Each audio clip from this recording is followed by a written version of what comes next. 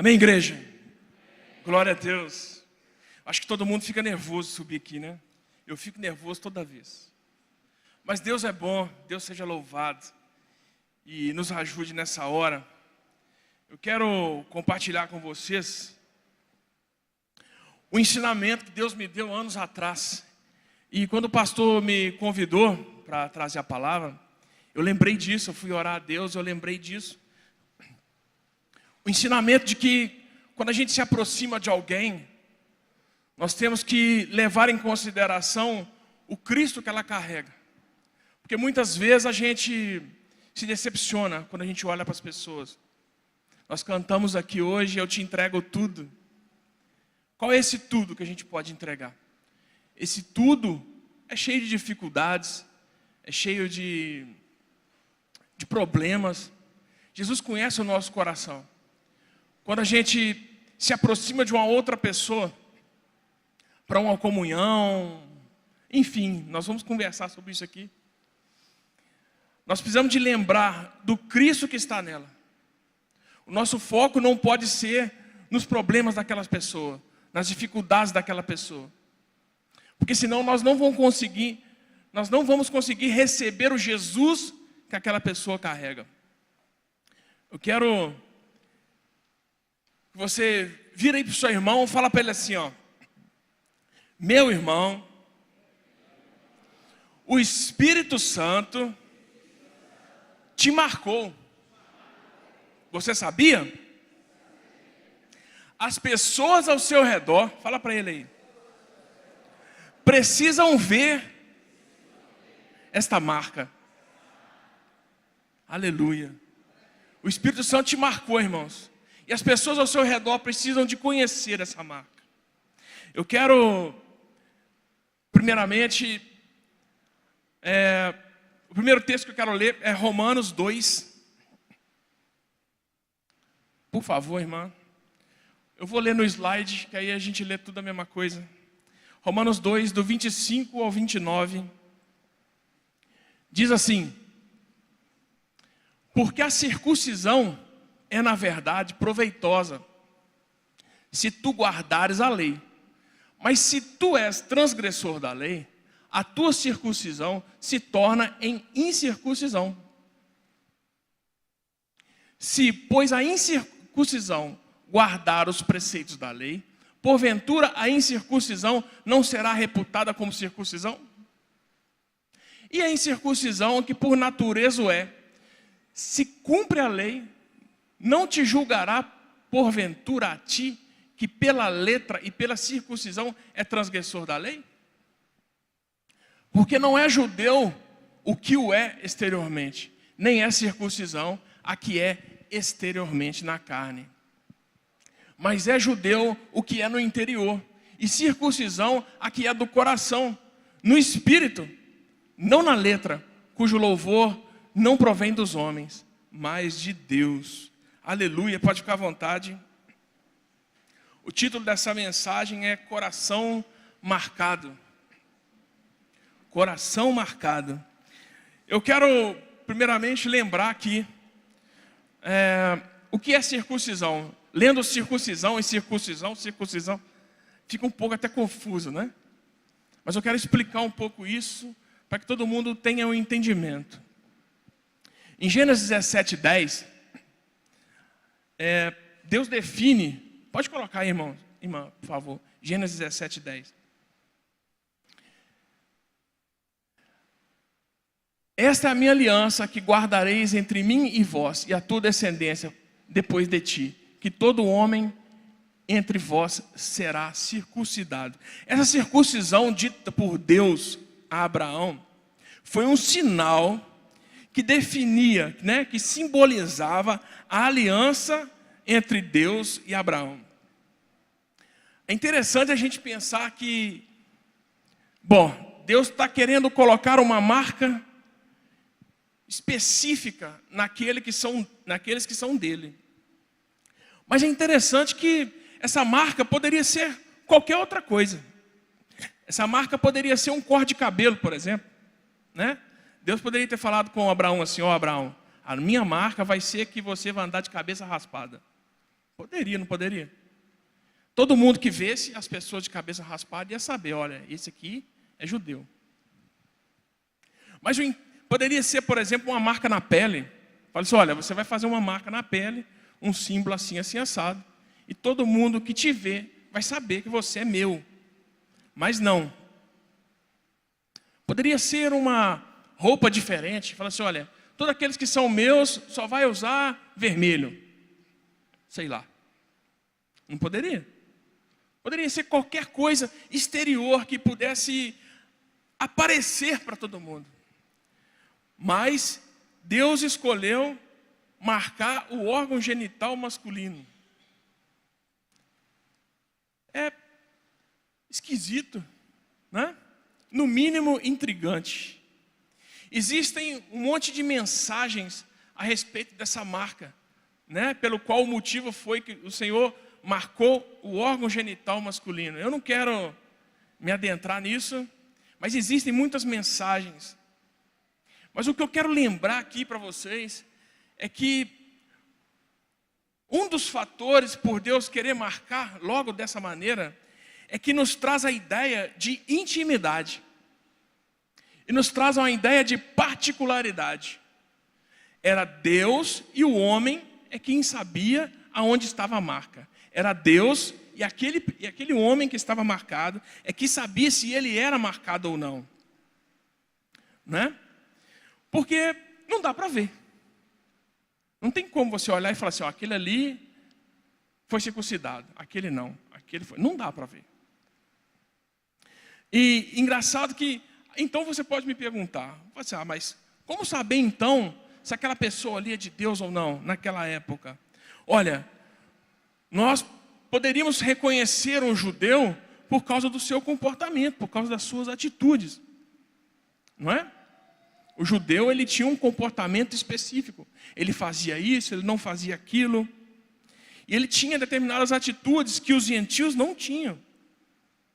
Então, ao se aproximar de um judeu, você conheceria ele melhor. Entenda o que eu estou tentando explicar aqui. Que a única forma de você reconhecer, de conhecer e saber que alguém é de Deus, é se aproximando dele. Porque a marca do Senhor em nós, ela não é mais no prepúcio, mas ela é no coração. Abraão, irmãos, ele não foi marcado, e depois teve fé. Não. Deus não virou assim e fez assim, ó. Unidunite, salame, vou escolher esse cara aqui. E aí depois que ele escolheu, Abraão virou e falou assim, eu acho que eu gostei desse negócio. Eu vou adotar esse Deus aqui como meu Deus. Não, não foi assim. Abraão primeiro teve fé e depois foi marcado. A Bíblia diz que Abraão era temente a Deus. Então, esse é um ponto importantíssimo. Porque ainda hoje, né, quando nós lemos, por exemplo, Romanos 10:10. Coloca aí, irmã, por favor. Romanos 10:10 diz: visto que com o coração se crê para a justiça, e com a boca se faz confissão para a salvação. Ou seja, você crê primeiro para a justiça. Tá certo?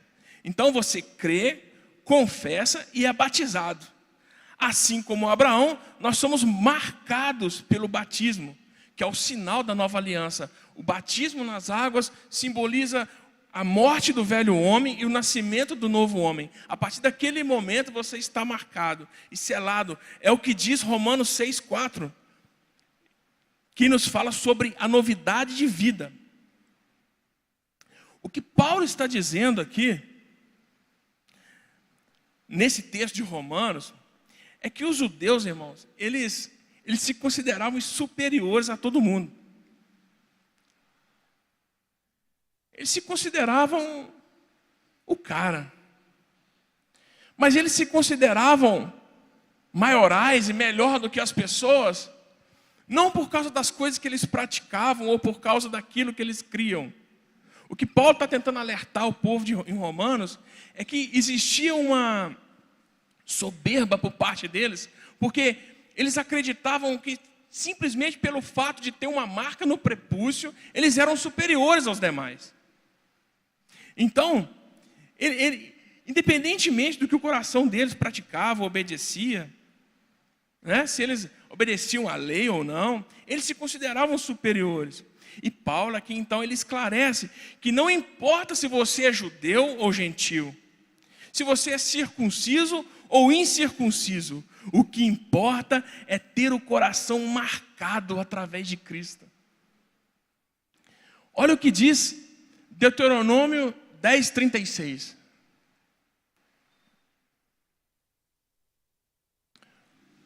Circuncidai, pois, o prepúcio do vosso coração, e não mais endureçais a vossa cerviz. Irmãos, sempre foi um desejo de Deus, a gente está lendo Deuteronômio, Velho Testamento, sempre foi um desejo de Deus, de que a verdadeira circuncisão, a verdadeira marca, fosse no coração dos judeus. Deus sempre quis que o judeu tivesse um coração sincero, disposto a fazer a vontade dele. Essa era a verdadeira marca que Deus sempre quis para o povo. Olha o que diz Colossenses 2:11. No qual também estáis circuncidados, com a circuncisão não feita por mão, no despojo do corpo dos pecados da carne, pela circuncisão de Cristo. O que importa é que hoje, através de Cristo, nós somos marcados em nosso coração. O versículo 29 que a gente leu, né, que diz assim: mas quem é judeu, quem o é no interior, e circuncisão é a do coração, realizada pelo Espírito.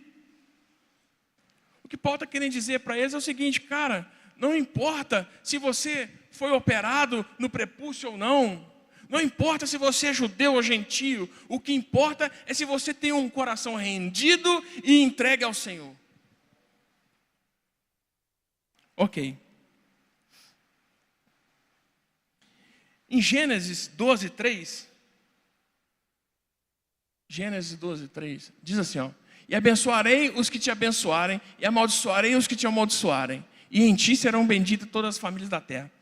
Deus promete a Abraão e revela a Abraão os planos que ele tinha através de Abraão.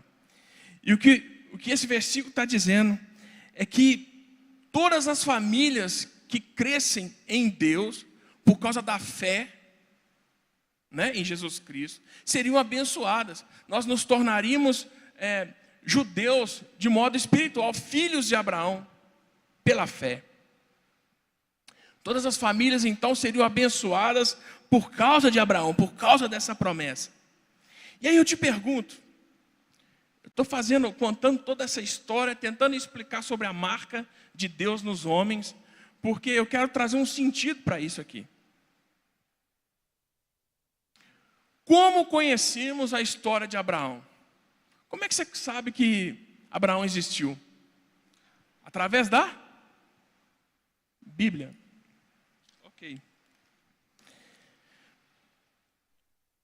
Bíblia escrita por Moisés, servo do mesmo Deus de Abraão.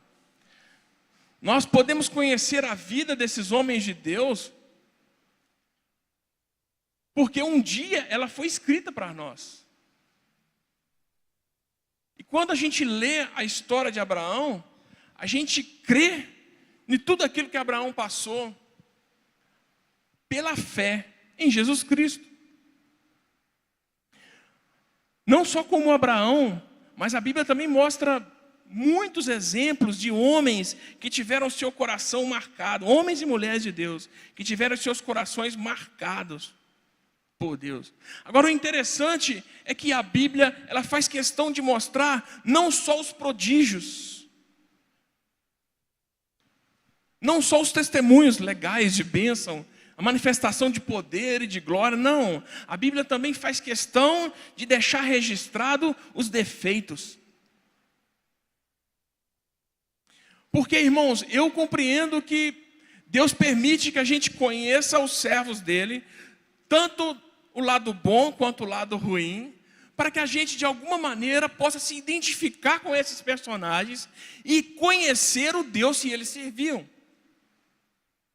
Quando nós nos aproximamos da palavra de Deus, nós nos aproximamos daquele coração marcado, daqueles personagens que aqui estão escritos. Nós nos aproximamos da vida daquelas pessoas. E o que eu quero lembrar para vocês é que não só de bênçãos, de maravilhas, de prodígios viviam esse povo, mas eles também eram errantes e tinham dificuldades assim como nós. A gente está falando aqui de Abraão, pai da fé, não é? Todo mundo conhece aqui a história dele com seu filho Isaque, que levou numa caminhada de sacrifício ao Senhor, e ele foi provado a fé até o último instante. Todo mundo conhece isso. E Abraão foi aprovado em sua fé. Mas também nós lemos na história de Abraão que em certo momento ele fala para Abimeleque que Sara era sua irmã. Mentira. Por que a Bíblia faz questão de deixar essas coisas registradas? Para a gente compreender que se trata de homens como eu e você. Se você analisar, por exemplo, Moisés liderou cerca de 3 milhões de pessoas, né? Dizem que homens, mulheres e crianças davam cerca de 3 milhões de pessoas. Ele liderou essas 3 milhões de pessoas no Êxodo. Olha o tamanho da responsabilidade desse homem. Mas ele também tinha dificuldades. A Bíblia diz que quando Deus chamou ele, ele falou: olha, eu tenho dificuldade de fala, Senhor. Eu não vou conseguir. Sabe, ele deu desculpa, assim como a gente faz.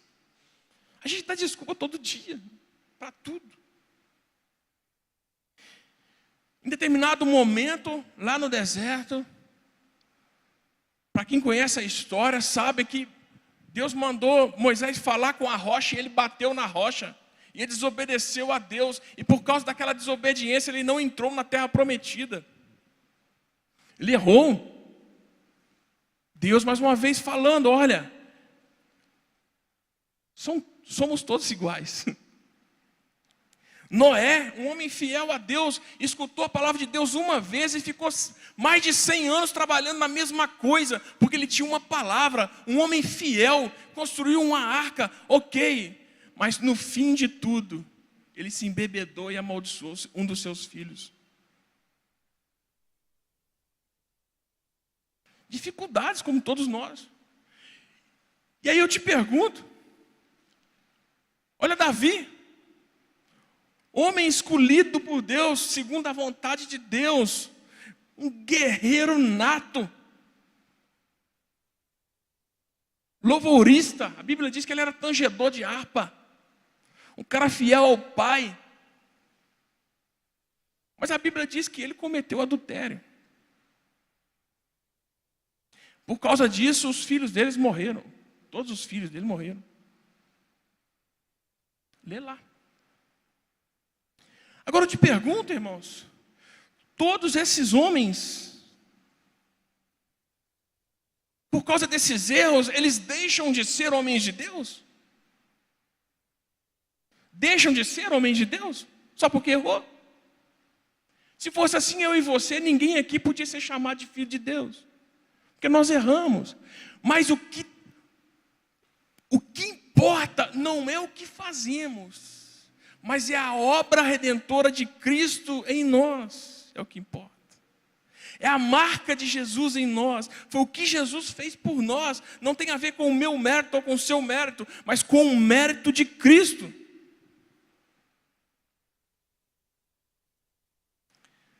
Esses erros e prodígios estão escritos para que a gente pudesse ter contato com o Deus desses homens e entender, falar assim: olha, eles não são super-homens, eles são pessoas normais. E você, eu e você, nós podemos ter as mesmas experiências que esses homens tiveram. Hoje somos homens e mulheres de Deus. Somos nós que carregamos essa marca, a marca de Jesus em nós. Agora, assim como a gente se aproxima da palavra de Deus, para conhecer a marca de Deus nesses homens, nós precisamos de deixar com que as pessoas conheçam a marca de Jesus em você. E aí você me pergunta, mas como? Como? Irmãos, se aproximem das pessoas. Tem muita gente com um monte de ressentimento, com um monte de barreira, que não consegue conversar com ninguém, que tem dificuldade. Ah, eu não posso falar isso, não posso falar aquilo, porque com medo de olho grande, com medo de não sei o quê. Irmãos, eu não estou falando que é para você poder sair daqui e contar a sua vida para todo mundo, não é isso não, tá? Mas o que eu estou dizendo é que você precisa se deixar ser trabalhado por Deus e ser usado por Deus. Tem gente que tem a oportunidade de contar a própria história para alguém, para aquela pessoa ser sarada, curada, liberta, mas ela não faz porque ela tem medo. Ah, o que ele vai pensar de mim? Irmão, já não é, deixa eu te contar uma coisa, já não é mais você quem vive, mas é Cristo quem vive em você. Você precisa entender isso. Você precisa deixar as pessoas se aproximarem de você e conhecer o seu coração marcado. E não importa se você tem dificuldades ou não, porque aquele que se aproxima de você precisa de entender que ele não está aproximando de você, mas do Jesus que habita em você.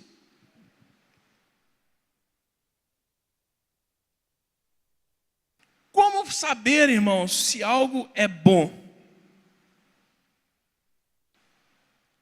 Como saber se algo é bom? Sabe, quando a gente leva o carro para a oficina, Josiel, e o cara chega e te apresenta assim, olha, seu carro está com esse defeito, eu tenho aqui a peça, ó. Eu tenho essa aqui original e essa aqui paralelo. Não é assim? Aí o cara fala, qual que você quer? Aí você pergunta assim, quanto que custa o original? O cara fala 1.000. Quanto que custa o paralelo? Fala assim, 15,50. É assim, a diferença é grande mesmo. É ou não é, Maurinho? E aí você para e pensa... Você pensa em primeiro lugar no seu bolso. Rapaz, comprar uma peça de 1.000 não vai rolar não. E aí você pergunta assim para o mecânico, mas com sua experiência, qual que vai durar mais? Aí o cara fala assim, com certeza o original. Com certeza, irmãos. Aquela peça original ela vai demorar 10 anos, aquela paralela vai durar 3 meses. Mas como saber qual peça que é boa se elas são idênticas? Experimentando. Quando você compra um tênis lá na internet, e aí você vê lá um tênis que normalmente é caro, está lá com pressão, né? Aí você compra, depois descobre que o tênis é paralelo. Vamos falar paralelo para ficar mais bonito, né, irmãos? Você compra lá um tênis lá, paralelo. E aí... Nossa, esse tênis é bonito demais e tal, igualzinho o original. Mas você anda com ele 6 meses, ele começa a te dar dor nas costas, seu joelho começa a doer. Não é assim? Como que você descobre se duas coisas são idênticas? Como que você descobre qual que é boa ou qual que não é? Experimentando. Um perfume. A minha esposa que me lembrou desse, perfume. O perfume falsificado, você joga ele e conta até 10, o cheiro já foi embora. Não é assim? Como que você sabe se o frasco é o mesmo, a cor do líquido é a mesma, a embalagem é igualzinha? Como que você sabe qual que é boa ou qual que não é? Experimentando. Como que as pessoas vão saber que o Jesus que mora em você é bom? Pegou? Experimentando, irmãos. Mas como que eles vão experimentar se você cria um monte de barreira e não deixa ninguém chegar perto? Como? Por causa da evolução da informação no mundo hoje, as pessoas têm opinião para tudo. Já repararam? Tudo que você vai conversar com qualquer pessoa, a pessoa entende. Ninguém tem a humildade de falar assim, não, rapaz, eu não sei opinar sobre isso, não. Ninguém fala isso. Todo mundo para e pensa e fala assim, mas também, né, tem aquilo outro. Todo mundo tem alguma coisa para falar de tudo. Hoje em dia, irmãos, é muito difícil você simplesmente chegar e falar. Olha, assim, assado, você sabia que Jesus te ama? O cara fala assim, isso é jargão de crente. Verdade, verdade. Para aqueles que não têm fé, nada é absoluto, questionam tudo. Por isso, irmãos, a nossa vida tem que externar a mensagem de Deus, mostrando ao mundo a circuncisão do nosso coração. Olha, irmãos, deixa eu te falar uma coisa, você é a própria mensagem. Eu conheço história de irmãos aqui. Certa vez eu e a Michelle estava aconselhando uma pessoa, e essa pessoa estudava na UFV, e ela falava assim: eu estou muito triste, porque todo mundo me abandonou na faculdade, lá no UFV.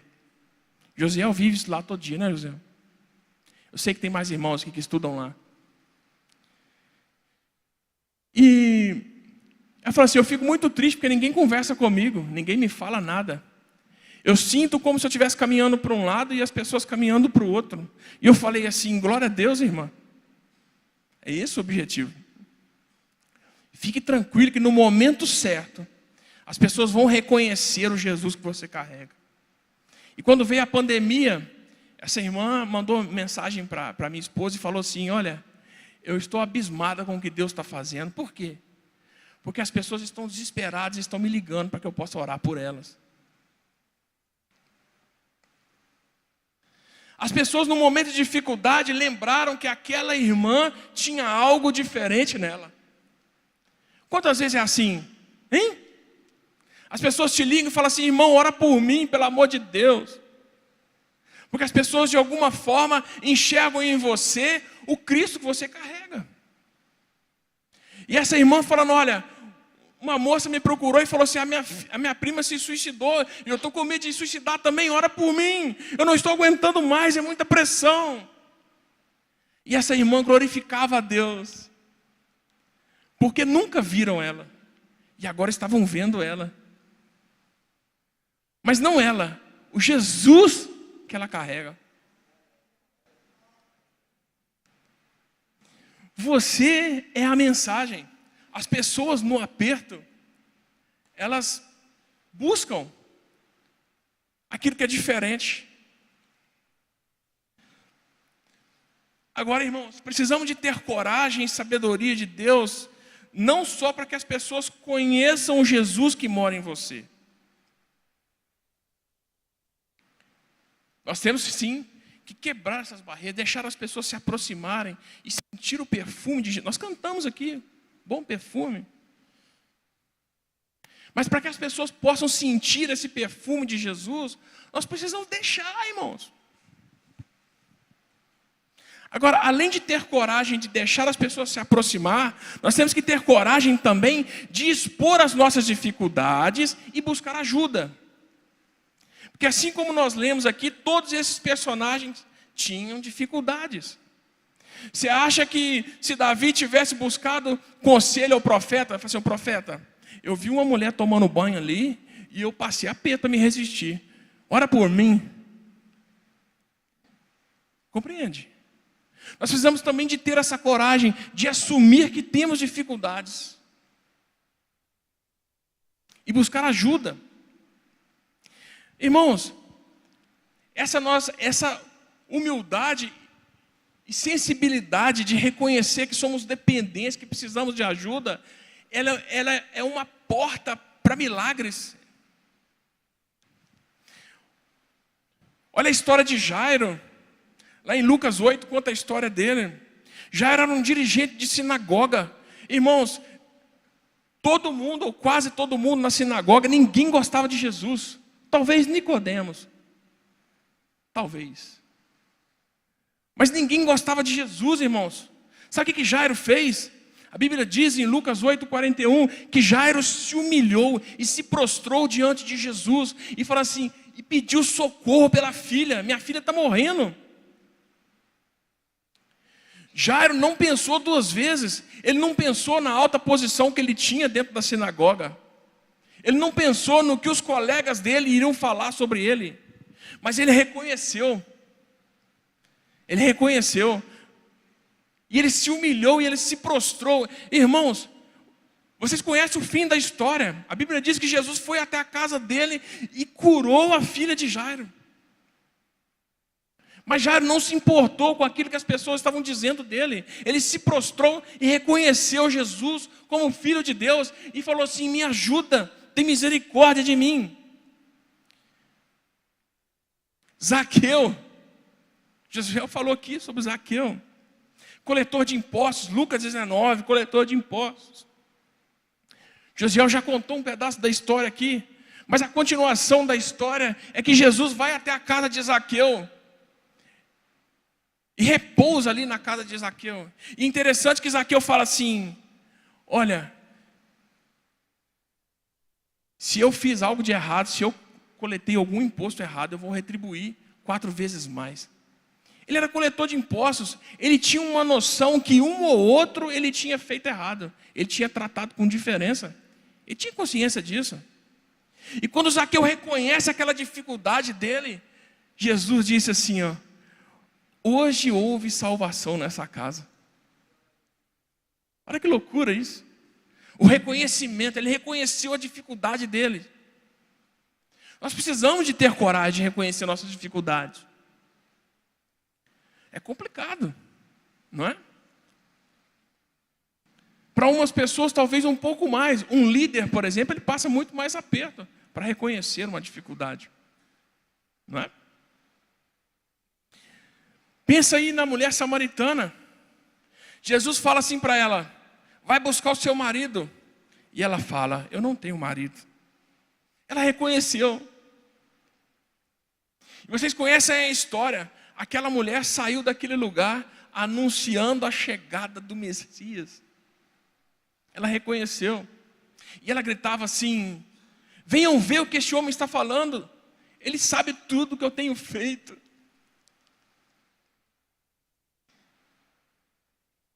Sabe, irmãos, é mais fácil, sempre é mais fácil, enxergar o cisco no olho do irmão do que a trave no nosso próprio olho. É por isso que temos dificuldade de reconhecer. Por isso que temos dificuldade de nos humilhar.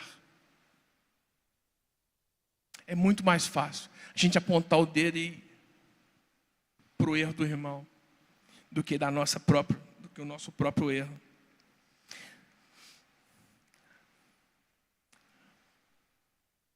Esse tipo de relacionamento que traz cura e restauração, nós podemos ver no discipulado, por exemplo. A gente sabe que existem muitas dificuldades dentro do discipulado. Muitas delas é porque ambas as partes não se abrem e não são honestas umas com as outras. Tanto o discipulador, que precisa de reconhecer que também tem falha, quanto também para o discípulo, que quando o discipulador pergunta, ele fala assim: está tudo bem. Mas nunca está 100%. Impossível, irmãos. Todos nós temos dificuldade. E esse discipulador que corrige sem sabedoria, ele acaba julgando, né, Marquinhos? Ele acaba julgando. Mas quando o discipulador mostra a sua humanidade com amor, o aprendizado é mútuo. Eu queria chamar o louvor, por favor. O aprendizado é mútuo. Quantas vezes, irmãos, nós reunimos lá em casa os discípulos, e no final do discipulado, eu fui muito mais abençoado do que o meu discípulo. É mútuo. É eu deixando ele enxergar o Jesus em mim, e ele deixando eu enxergar o Jesus nele. É eu reconhecendo que existe um Jesus nele, e ele reconhecendo que existe um Jesus em mim. Nada fica pesado, mas tudo se torna leve, como ferro que afia ferro, já dizia Provérbios 27:17. Um irmão ajudando o outro, um irmão conservando a vida do outro. Mas para isso nós precisamos de ser sinceros, irmãos, e transparentes. Precisamos de pedir a Deus coragem e sabedoria e aprender a externar essa marca em nós, os testemunhos. Os testemunhos.